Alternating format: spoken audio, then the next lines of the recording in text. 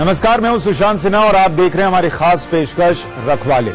पाकिस्तान के army chief ने सियाचिन में फाइटर जेट उड़ाकर एक बार फिर दुनिया के सबसे ऊंचे रण क्षेत्र में गर्मी बढ़ा दी। लगातार मिल रही शिकस्त से पाकिस्तान भले ही तिलमिलाया हुआ हो, लेकिन वो भूल रहा है कि सियाचिन में मौजूद हिंदुस्तान के रखवाले मौत को मात देकर भी हिंदुस्तान की हिफाजत के लिए 24 घंटे डटे रहते हैं।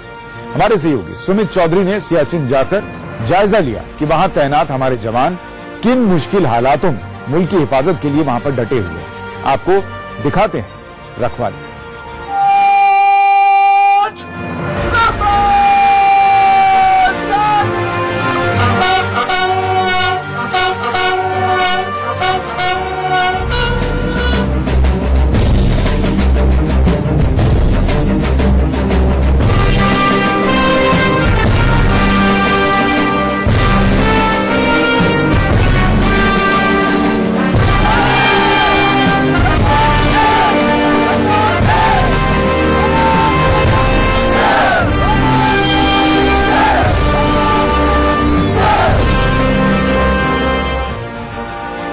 सियाचिन हिमालय का वो दुर्गम हिस्सा जहां जारी रहता है जिंदगी और मौत के बीच कभी न थमने वाला संघर्ष। -70 डिग्री में जहां बर्फीली हवा का सिर्फ एक झोंका भी किसी की जान ले सकता है, जहां सैकड़ों फीट मोटी बर्फ की चादर के बीच जिंदगी की लौ कभी नहीं घुस सकती। वही है दुनिया का सबसे ऊंचा जंग का मैदान, जिसे कहते हैं सियाचिन।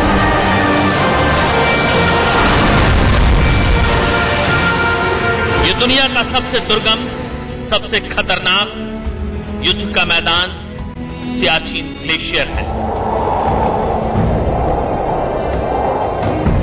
कहते हैं आम इंसान यहां 1 घंटे भी जिंदा नहीं रह सकता। 24,000 फीट की इस ऊंचाई पर ऑक्सीजन सिर्फ 10% होती है, जिसमें दिल की धड़कन करीब 8 गुना तक बढ़कर हार्ट अटैक की वजह बन सकती है। आंखों के सामने अंधेरा छा सकता है, इंसान खड़े खड़े बेहोश हो सकता है। -70 डिग्री तक गिरने वाला तापमान हाइपोथर्मिया बनकर किसी सोते हुए इंसान को खामोशी से नींद में ही मार सकता है। जहां उबलते हुए पानी को हवा में उछालो तो बर्फ बनकर गिर पड़ता है। लेकिन ये जानलेवा सियाचिन भी अगर किसी के हौसले का कायल है तो वो है हिंदुस्तानी फौज।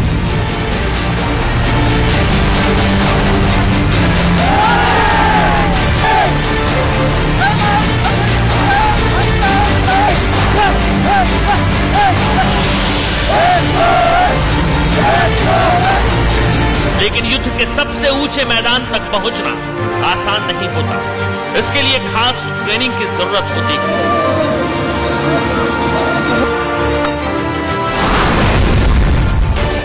सेफ्टी की सबसे महत्वपूर्ण चीज या फिर सबसे पहली चीज जो होती है वो होती है रोपिंग। जी हाँ, करीबन 3 से 4 जो लोग हैं वो एक रोप से बंधे होते हैं और जब ग्लेशियर पे आप लोग चढ़ रहे होते हैं तो आपको ये बहुत ध्यान देना होता है कि अपनी सेफ्टी का, जी हाँ, अगर आप सेफ्टी में कहीं भी चूक करते हैं तो फिर आपके लिए बहुत दिक्कतों का सामना करना पड़ता है।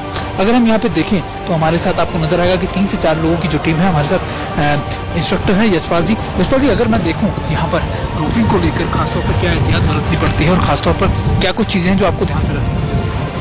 सबसे पहले जब हमारी पार्टी ग्लेशियर एरिया में इंडक्ट होती है तो यहाँ पे सबसे पहले इनको रॉप की बाट सिखाई जाती है कि किस प्रकार से आपने रॉप की बाट होनी चाहिए।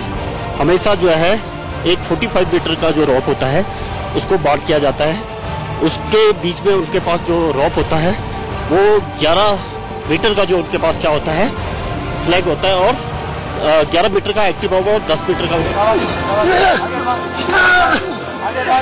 युद्ध के सबसे ऊंचे मैदान में खतरा सिर्फ पड़ोसी पाकिस्तान से ही नहीं बल्कि चालाक चीन से भी है, क्योंकि दोनों से सटी सीमा करीब 814 किलोमीटर की है। माना जाता है कि आगे अगर लड़ाई हुई तो वो 2 फ्रंट वॉर होगी। 2 फ्रंट वॉर यानी भारत के साथ चीन और पाकिस्तान दोनों मुकाबला करने के लिए आमने सामने खड़े हैं और लगातार इन दोनों की यही स्ट्रेटेजी है कि भारत को कहीं ना कहीं घेरने की। अगर आप देखें तो भारत का जो महत्वपूर्ण अगर बात करें जो माउंटेन जो बाउंड्रीज है वो करीबन 814 किलोमीटर से ज्यादा की है, यानी 800 से ज्यादा जो किलोमीटर की जो बाउंड्री है वो इन दुर्गम रास्तों पर है, जिसमें सियाचिन जैसे सबसे खतरनाक ग्लेशियर भी आते हैं। और ये खतरनाक इसलिए क्योंकि 70% का जो भाग है ग्लेशियर्स का वो भारत की तरफ आता है और 30% ही पाकिस्तान की तरफ, यानी भारत के लिए इन मुश्किल पहाड़ियों पर रह पाना ज्यादा मुश्किल है। लेकिन हमारी सेना लगातार इन दुर्गम पहाड़ियों पर 24 घंटे और पूरे साल भर बनी रहती है। 24,000 फीट की ऊंचाई तक पहुंचना सबसे मुश्किल काम होता है। इसके लिए खास उपकरणों की जरूरत होती है। इनका इस्तेमाल ढलान के मुताबिक किया जाता है ताकि जवान को किसी तरह की दिक्कत ना हो।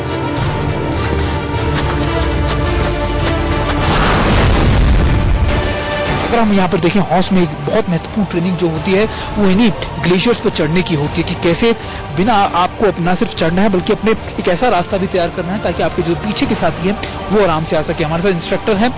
सर, अगर मैं आपसे जानूं कि महतो साहब की क्या क्या चीजें होती हैं जिनका महत्वपूर्ण ध्यान रखना, क्या स्टैटिक्स होते हैं, क्या स्ट्रैटेजी होती है इसमें?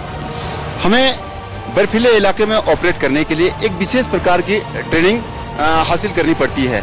जैसे कि आइस वॉल को क्लाइंब करने के लिए 25 डिग्री तक की वॉल को क्लाइंब करने के लिए 10 पॉइंट की टेक्निक से हम उसको क्लाइंब करते हैं।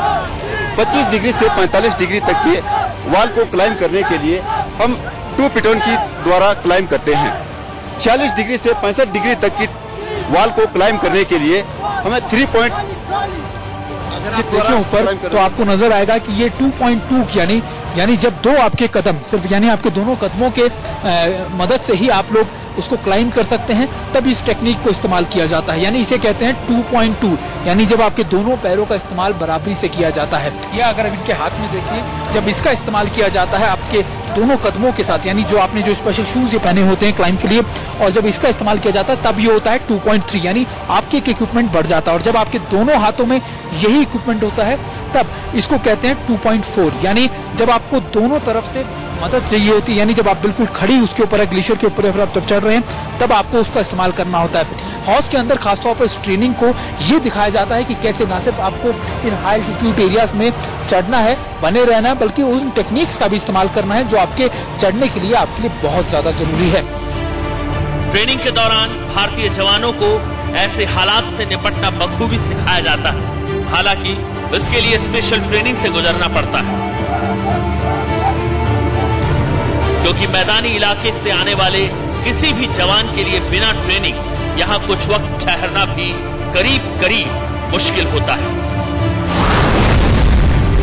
किसी भी सोल्जर के लिए, किसी भी जवान के लिए जब वो एक प्लेन एरिया से आता है और जब इतने हाई एल्टीट्यूड्स में आता है तो अपने आप को किस तरीके से ढालना होता है ये बहुत जरूरी होता है, और उसके अंदर क्या क्या मेजर चेंजेस आते हैं। हमारे साथ मेजर शाली हैं, इनसे जानते हैं। सर, आप अभी जहां से आ रहे हैं, आप प्लेन एरिया से और बिल्कुल यहाँ पर जाना पड़ा, आपकी जो क्षमताएं हैं उसमें कितना चेंज आता है, और खासतौर पर इतने हाई एल्टीट्यूड एरियाज में ग्लेशियर्स के ऊपर काम करना कितना मुश्किल होता है? बहुत ही ज्यादा चेंजेस है। जैसे कि हम प्लेन एरिया से, जैसे पहाड़ी इलाके में पहले हफ्ते में आया था, उस टाइम चलने में भी आपका सांस फूल जाता है।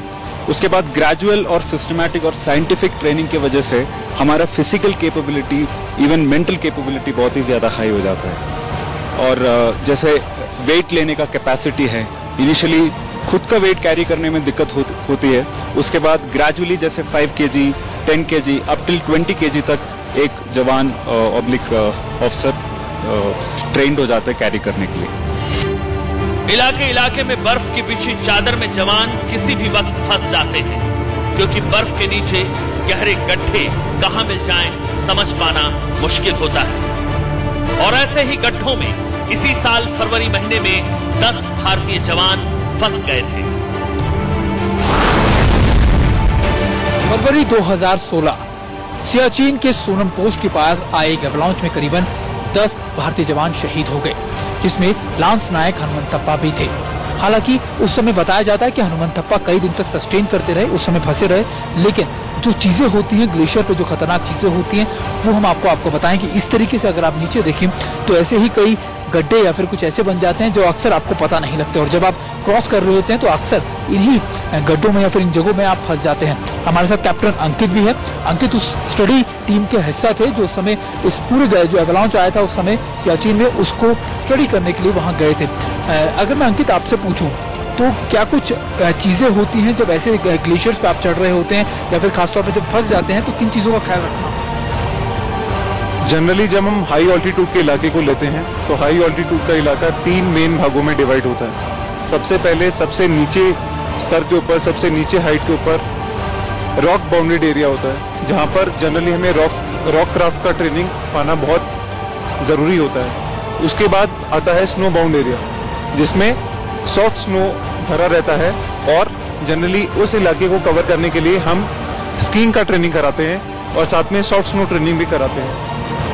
उसके बाद आता है ग्लेशिएटेड टेरेन, जहां पर हमें आइस वॉल्स का सामना करना पड़ता है। ग्लेशियर पे मार्च करते हुए सबसे ज्यादा मुश्किल होता है क्रेवास को पार करना। ऐसा नहीं कि इस युद्ध क्षेत्र में पहुंचना ही मुश्किल होता है, बल्कि ऊपर युद्ध क्षेत्र से नीचे उतरना उससे कहीं ज्यादा मुश्किलों भरा होता है, क्योंकि फिसलन रास्ते को ज्यादा खतरनाक बना देती है।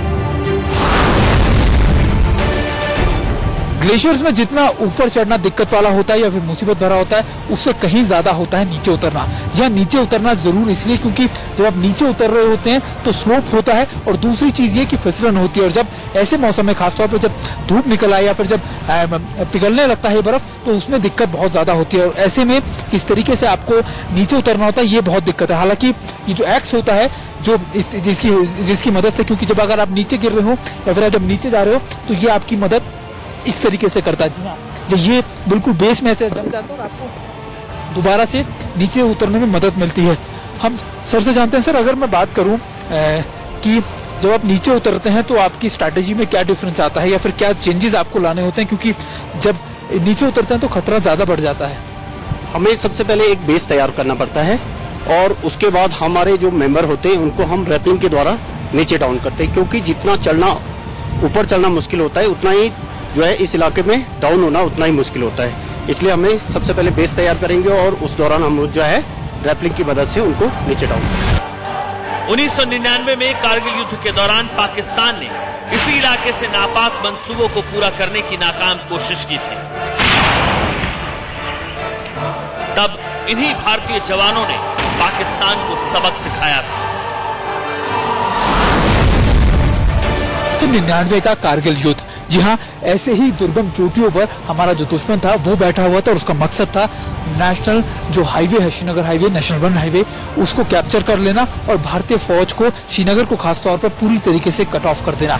जी हाँ, उस समय जो सबसे बड़ी दिक्कत भारतीय फौज के लिए आई थी कि कैसे एक साजिश रचते हुए पाकिस्तान ने ऐसे ही दुर्गम पहाड़ियों पर कैप्चरिंग कर ली थी, टाइगर हिल और दूसरी, और उसके बाद ऐसे ही जो चीजें थी उन पर वो लगातार श्रीनगर हाईवे को हमला करता रहा था। लेकिन हौस का महत्व सबसे ज्यादा ऐसे ही स्थितियों में होता है। जी हाँ, जब आपका दुश्मन जो है ऐसे हाई एल्टीट्यूड एरियाज में बैठ जाता है, तब हौस जैसी जो टीम होती है, जो प्रशिक्षित, जो एक स्पेशलाइज्ड टीम जो होती है इन लोगों की, वो वहां जाती है। आपको याद होगा कारगिल युद्ध के दौरान भी इन्हीं टीमों ने, हौस से परीक्षित जो ट्रेन जो टीम थी, इन्हीं लोगों ने ऊपर जाने के बाद आर्मी के लिए कई ऐसे रास्ते खोले थे, खासतौर पर जिनकी वजह से आर्मी थोड़ा सा ऊपर जा पाई, ऊपर जाके अपनी टेक्टिकल पोजीशन एक उसने मजबूत कर पाई, क्योंकि ऐसे रास्तों में चढ़ पाना, सस्टेन कर पाना और वहां पे तैयारी कर पाना बेहद मुश्किल होता है। तो मान के चलिए अगर कारगिल युद्ध जैसा कभी मंजर हो या फिर कारगिल युद्ध जैसी कोई दुर्गम स्थिति हो, तो कितना इंपॉर्टेंट हो जाता है हौस का रहना। जम्मू और कश्मीर के उत्तरी छोर पर सियाचिन ग्लेशियर करीब 110 किलोमीटर के इलाके में फैला हुआ है। ये वो इलाका है जहां अपनी खुशी से कोई सैलानी बनकर कभी नहीं जाता, लेकिन मुल्क की सरहदों की हिफाजत के लिए इंडियन आर्मी के जवान साल भर 24 घंटे बर्फीली पोस्टों पर मौत से बच्चा लड़ाते रहते हैं। Sumit Chaudhary, Siachen, India news.